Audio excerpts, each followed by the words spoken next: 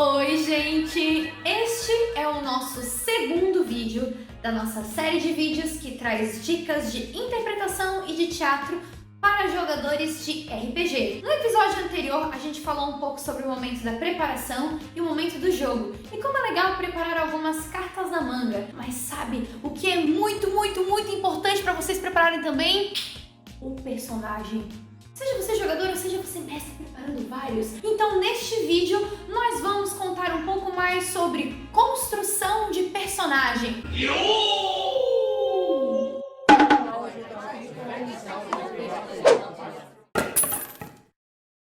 Antes de começar esse vídeo, eu queria dizer que existem muitos tipos diferentes de sistemas e que cada sistema de RPG fornece, dentro do seu livro, as suas próprias dicas de como preparar os personagens para o seu sistema. Se você tem dificuldade de criar os personagens, mesmo que você não jogue outros sistemas, a minha dica é que você dê uma olhada, porque existem dicas muito valiosas. Em especial, eu gostaria de destacar dois sistemas que são muito incríveis, que é o sistema de RPG de Game of Thrones e o sistema de RPG do Vampiro à Máscara 5ª edição. Ambos trazem coisas interessantíssimas sobre o processo de criação de personagens que podem ajudar qualquer jogador de qualquer outro sistema, inclusive de qualquer outra área. Nós, da companhia, utilizamos muitas das coisas do sistema de criação de personagem do Game of Thrones, do RPG do Game of Thrones, para poder criar os nossos personagens do espetáculo X-King Origins. Então, amigos, se vocês ficaram com um pouco mais de curiosidade de saber como seria isso, corram, a gente vai deixar o link para vocês verem algumas coisinhas sobre o nosso espetáculo aqui embaixo. Existe um motivo para eu ter destacado esses dois sistemas em especial, porque de certa maneira eles se aproximam muito de algumas técnicas e dizeres de um diretor famosíssimo de teatro naturalista, que é Stanislavski. Wow. O Stanislavski, ele é o responsável por difundir aquele conjunto de conhecimentos básicos sobre atuação que todo mundo já deve ter ouvido falar, que são as bases dos conceitos de atuação sobre o cinema. Aquela coisa de encarar o seu personagem, pensar na vozinha doente quando você quer chorar e esse tipo de coisa. É claro que rolou uma adaptação bem bosta quando eles pegaram as coisas do russo e passaram para o inglês. Mas o que é importante é que o Stanislavski fundamenta uma série de saberes importantíssimos dentro do meio teatral e do meio de cinema e da atuação. Então, o que eu preparei para vocês aqui são coisas que o tio Stanis falou, com coisas que a gente já viu pelo sistema, com mais a minha experiência como atriz e jogadora de RPG, para vocês criarem os seus personagens de uma maneira incrível. A minha primeira dica é que todo personagem tem objetivo, motivação, qualidades e defeitos. O objetivo é aquela coisa que o seu personagem quer, aquilo que ele vai buscar, aquilo que guia as ações dele, para onde ele quer caminhar, o que ele quer conseguir. A motivação é o que fez com que o seu personagem queresse aquele objetivo. Normalmente, a motivação está relacionada com alguma coisa que aconteceu no passado do seu personagem, motivando ele a ir atrás daquele objetivo.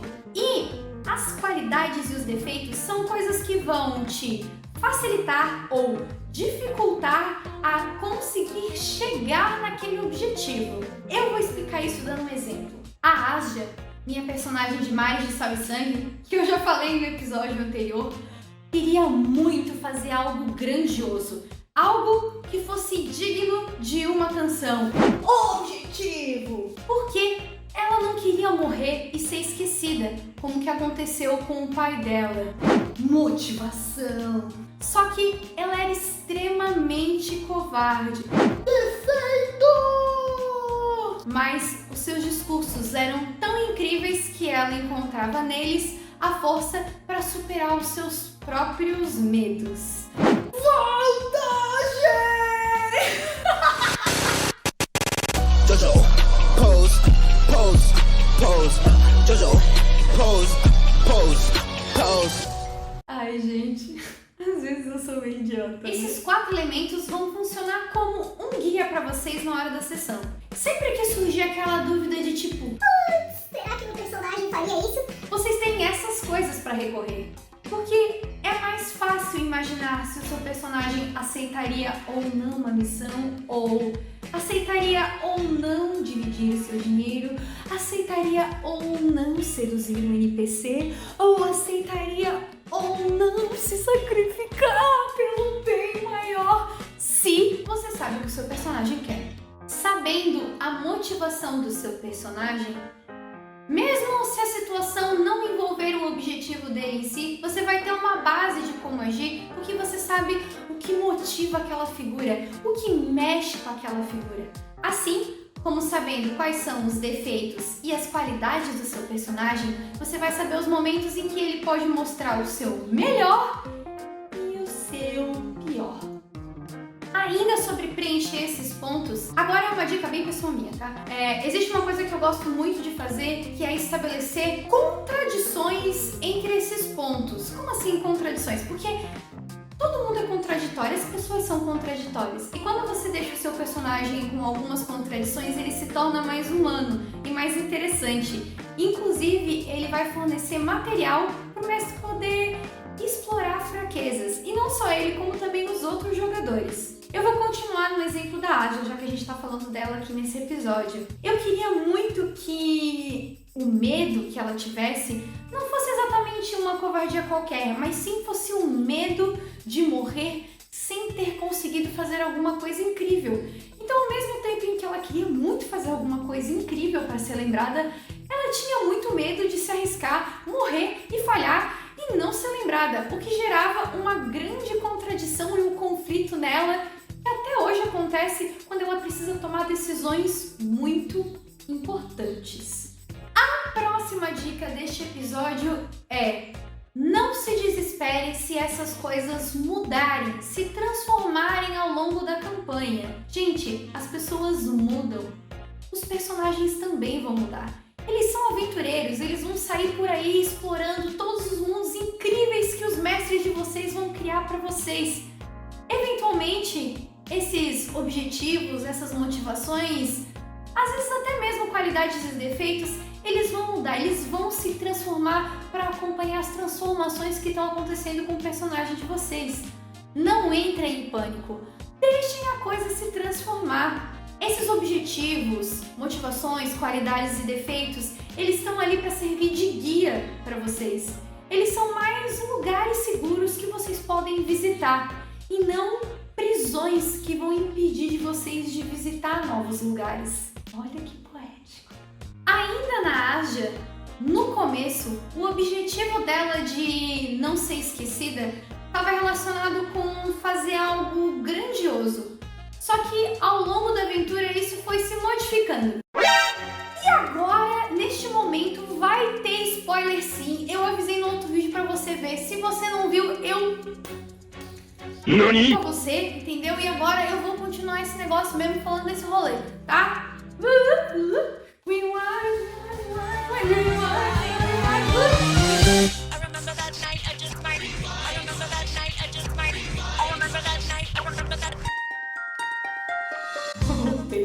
Ao longo da aventura, a Aja pôde perceber que talvez a melhor maneira dela não ser esquecida não necessariamente tivesse a ver com fazer um grande ato heróico, mas talvez fosse viver uma grande história de amor. Por isso que ela encontrou coragem para se declarar por Turgon.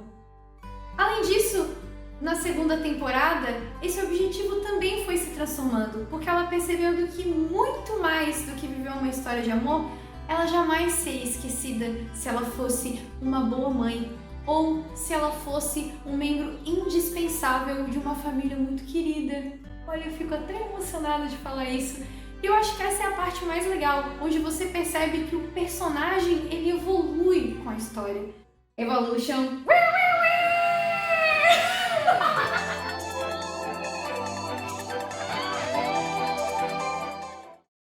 Eu vou ficar girando nesse take interminavelmente. É só pra quebrar o clima, porque senão eu vou começar a chorar de novo. Eu fico muito emocionada falando da Aja. É muito legal perceber que o mundo que o mestre criou, a história que você viveu junto com os outros jogadores, influencia o seu personagem e faz com que aquele momento seja único e que tudo aquilo que aconteceu tenha sido parte do crescimento do seu personagem, viu, gente? É por isso que eu tenho tem que fazer zoeira, porque é muito bonito. Depois de ter pensado nessa porrada de coisa, você acha que não tem mais nada pra pensar, que a cabeça já tá cheia de rolê? Ainda tem mais uma dica pra vocês. Sabe o que é mais incrível ainda? Quando você pega todas essas coisas que você estudou, que são super interpretativas, e tenta transcrever, fazer paralelos, estabelecer ligações entre essas coisas interpretativas e os aspectos mecânicos da sua ficha. Por a Aja ser covarde e ela ser uma meia-elfa, e em Atas, que é o cenário que a gente joga de Mares de Sal e Sangue, existe todo um estigma de que os meio-elfos são assassinos, eu achei interessante que a Aja não mostrasse para as pessoas que ela era meia-elfa. Ela fingisse ser humana. Então, eu conversei com o Pedro, o mestre, em separado, fazendo uma proposta para ele. Que eu fizesse a minha ficha, a princípio, como se ela fosse humana. Para que ninguém descobrisse que ela era meia-elfa, inclusive os jogadores. Porque daí, quando eles descobrissem, além de ser uma coisa muito legal no jogo, seria mais difícil e mais autêntico a reação deles. E com certeza eu acredito que demorou muito mais, porque nenhum deles se arriscou a fazer o tal metagame para tentar descobrir qual que era a minha raça de verdade. Só que o ponto interessante é que durante 6 sessões, que foi o tempo que demorou até eles descobrirem que eu era uma meia-elfa, eu joguei com desvantagens mecânicas, porque afinal de contas é muito mais combado fazer um bardo meio-elfo do que fazer um bardo humano, não é mesmo? Mas não é só isso, não é mesmo? Além disso, eu escolhi a minha escola de bardo e as minhas magias pensando nas qualidades e nos defeitos da Aja, não só pensando no que podia ser combado ou não. Inclusive, o fato de eu ter decidido tornar a Aja uma personagem multiclasse e ter pegado uns niveizinhos de feiticeira cedeu ao fato de que a Aja ficou grávida de uma força misteriosa. Então, a origem de feitiçaria da Aja teria vindo dessa gravidez muito maluca. Assim como todas as magias de feiticeira que eu escolhi foram pensando nessa origem de feitiçaria, nessas vozes que vinham do cinza. Então todas essas magias que tinham essa pegada mais próxima de vozes, de som e outras coisas assim foram as magias que eu escolhi para ela. Que inclusive tem um outro desdobramento muito interessante. O fato dela ter entrado em contato tardiamente com todos esses poderes fez com que ela não soubesse muito bem controlá-los, o que gerou uma série de plots interessantíssimos durante a segunda temporada e que com certeza mudaram a Aja para sempre. E vocês podem perceber que chega um ponto em que você não sabe mais o que era interpretativo, o que era mecânico. É tipo aquela serpente que com o próprio rabo, tá ligado? Num ciclo do infinito muito louco! E eu espero que com este episódio tenha ficado claro de que criar um personagem bacana não tem muito a ver com talento ou com carisma, e sim com estudo, preparação, pensar com carinho. Porque o que vocês vão criar fazendo esse estudo são trilhas para que na hora do jogo os seus personagens eles possam trilhar.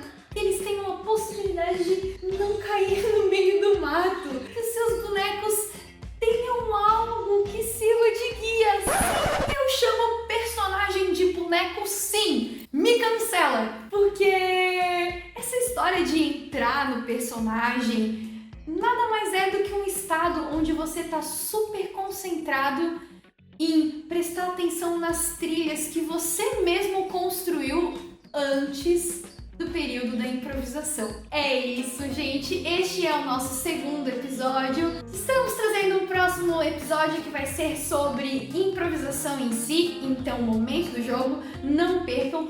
Muito obrigada, vocês são maravilhosos e é isso aí, galera. Manda carinho, manda likes, manda comentários, manda compartilhamentos, manda mensagens, manda XP, manda nível, manda tudo, vocês são foda, manda NPC gato!